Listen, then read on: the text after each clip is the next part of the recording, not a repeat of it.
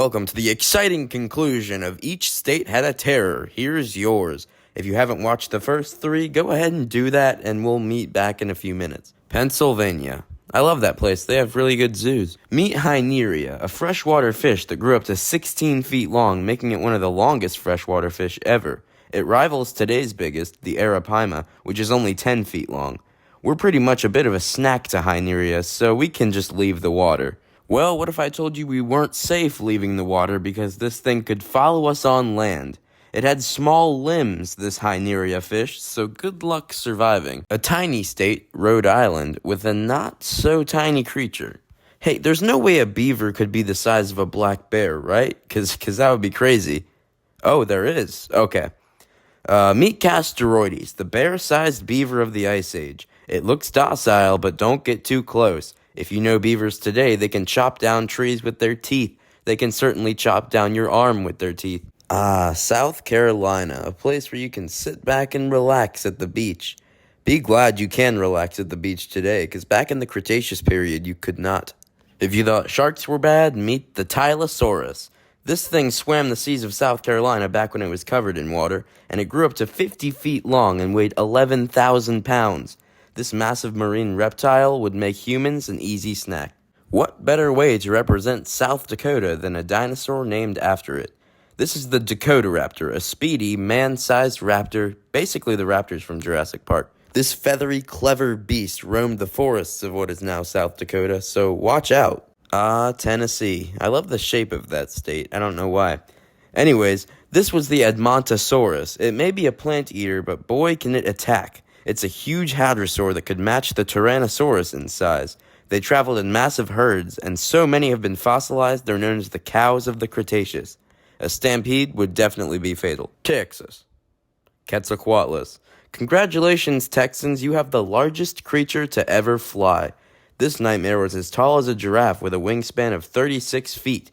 That beak, that's meant for stabbing prey, so you were a goner if you saw the beak.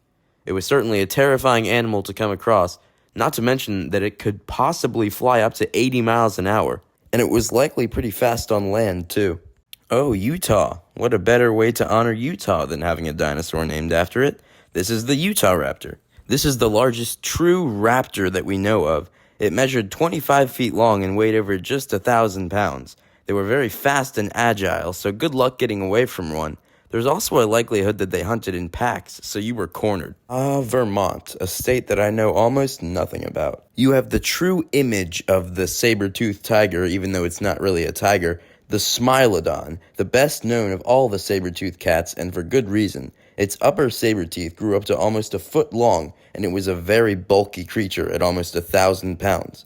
It lived in thick forests and relied on being an ambush predator, so it would jump out at you without you even knowing. Virginia is a state that's tied to history and stuff, not so much prehistory, so I'm drawing the attention to Acrocanthosaurus. This thing was the true North American apex predator before Tyrannosaurus was. It got up to 38 feet long and weighed almost 10 tons. Evidence shows that it hunted sauropods, so it was definitely a confident predator. It could have a human as an easy snack. And we're going to take a quick hop across the country to Washington. You have the Columbian mammoth. And if you've heard me cover woolly mammoths and mastodons before, you know how dangerous these things can be. 14 feet tall and weighing 10 tons, the Columbian mammoth could definitely give the woolly mammoth a run for their money. Its tusks were huge at 16 feet long. The tusks were 16 feet long, perfect for impaling anything. And they had fur instead of wool. West Virginia, Mountain Mama, take me home. Country road. West Virginia, you have a giant amphibian named Proterogyrinus. It could grow up to 8 feet long like modern gators. They were quite similar to gators, too, and inhabited swamps. They camouflaged themselves so it was easy to step on one and tick it off. They were hunters who couldn't pass up a meal. It's Wisconsin! You have the Eastmanosteus. The Eastmanosteus was a relative of the more well-known Dunkleosteus, except that it was faster. Eastmanosteus had these bony plates for teeth and a slender body made for speed. It was around 10 feet long, and a human head could fit perfectly in its little crushing mouth. Aren't you glad that you know that? Well, fellows, we've made it to the end at Wyoming. Last but certainly not least.